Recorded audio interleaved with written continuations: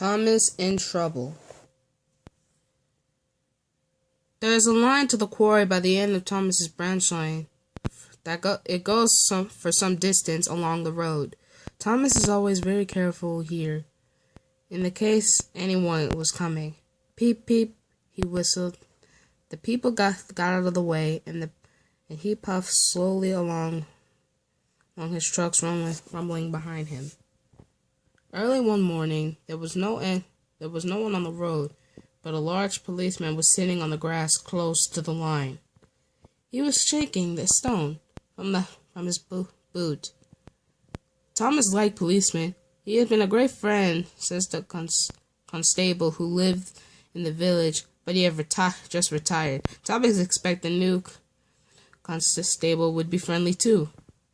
Peep, peep, he whistled. Good morning. The policeman jumped and dropped his boot.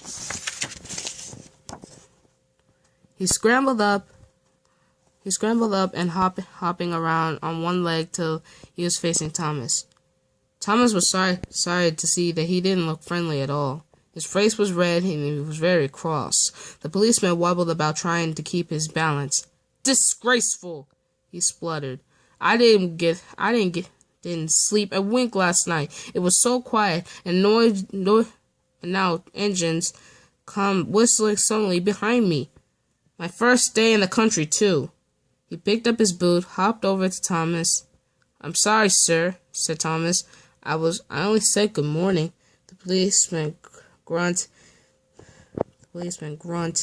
leaning against Thomas' buffer. He put his boot on. He drew himself to the point of Thomas. Where are your cow catchers? He asked excusingly. But I don't catch cows, sir. Don't be funny, snapped the policeman. He looked at Thomas' wheels.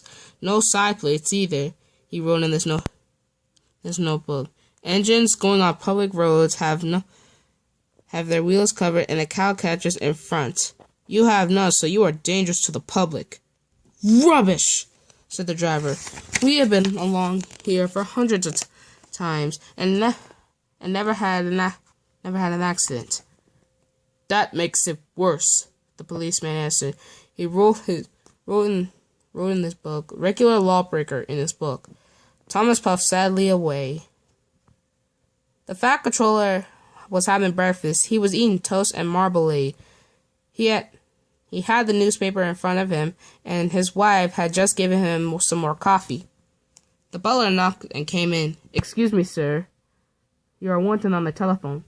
Bother that telephone, he said the fat controller. I'm sorry, my dear, he said, and a few minutes later, Thomas is in trouble with the police. I must go at once. He gulped his coffee and hurried to enter the room. At the junction, Thomas' driver told the fat controller what happened. Dangerous to the public indeed. We'll see about that. He angrily climbed into any coach, and the policeman was on the platform on the other end. The fat controller spoke to him at once, and the crowd collected to listen. The other policeman came to see what was happening. And the fat controller argued with them, but it was no good. The law is the law, they said, and we can't change it. The fat controller felt exhausted. He mopping his face. I'm sorry, driver. It is no use arguing with policemen. We will just have to make those cowcatcher things for Thomas, I suppose. Everyone will laugh, sir, said Thomas sadly. They'll all say I look like a tram. The fat controller startled. Then he laughed. Well done, Thomas. Why didn't I think of that before? We want a tram engine.